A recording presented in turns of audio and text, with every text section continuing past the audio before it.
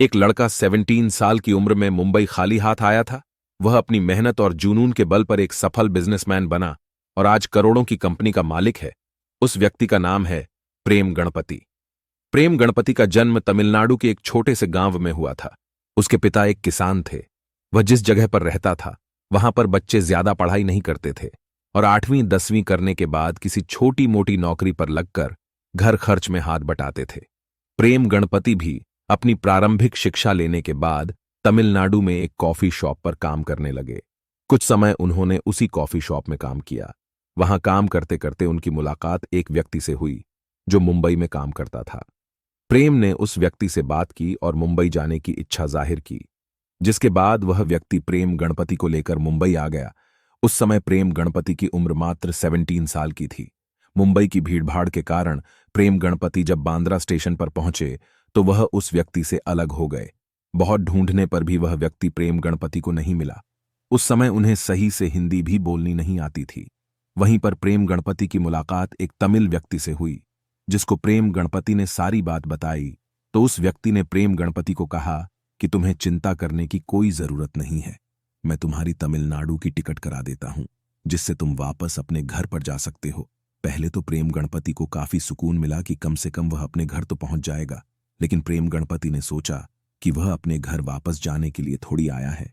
माना कि जो व्यक्ति ने उसे लेकर आया है वह व्यक्ति उससे बिछड़ गया, लेकिन वह मुंबई में काम करने और अपनी स्थिति को सुधारने के लिए आया है। तब प्रेम गणपति ने उस व्यक्ति को कहा कि अब मैं वापस तमिलनाडु नहीं जाना चाहता, मैं मुंबई में रहकर ही कोई काम ढूंढकर काम करूंगा। इसके बाद प्रेम गणपति ने मुंबई में काम ढूंढना शुरू किया।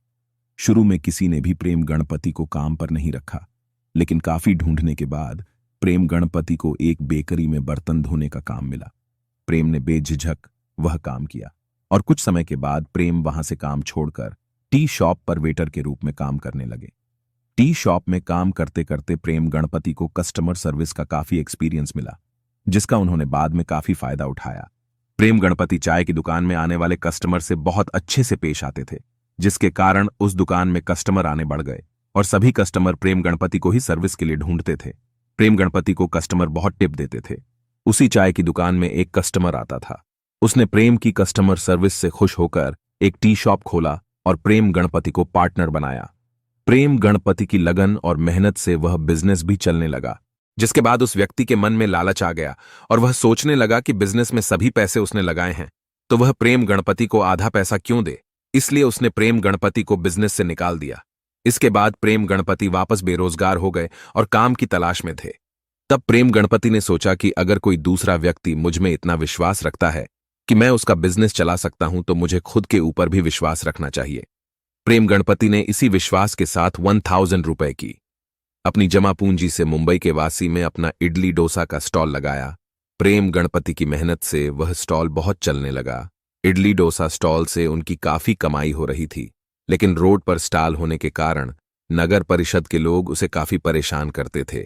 इसलिए प्रेम गणपति ने अपना खुद का रेस्टोरेंट खोला, जिसका नाम Prem Ganpati south Indian fast food रखा, जिसका नाम बाद में बदलकर डोसा प्लाजा रख दिया। वह रेस्टोरेंट भी थोड़े समय में अच्छा चलने लगा, जिसमें प्रेम गणपति ने काफी स्टाफ रखा। उन्हें किसी व्यक्ति ने बताया कि पास में एक सेंट्रल मॉल खुल रहा है और उसमें एक आउटलेट खोलने का सुझाव दिया।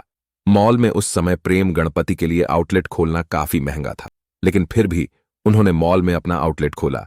यह आउटलेट इतना अच्छा चला कि प्रेम गणपति को बहुत से लोग जानने लगे। लोग बहुत दूर दूर से इडली डोसा खाने प्रेम गणपति के रेस्टोरेंट और आउटलेट में आने लगे। प्रेम गणपति ने अपने इडली डोसा में काफी बदलाव किए और इडली डोसा में पनीर, नूडल और अलग अलग तरह की चटनी के साथ बनाने लगे।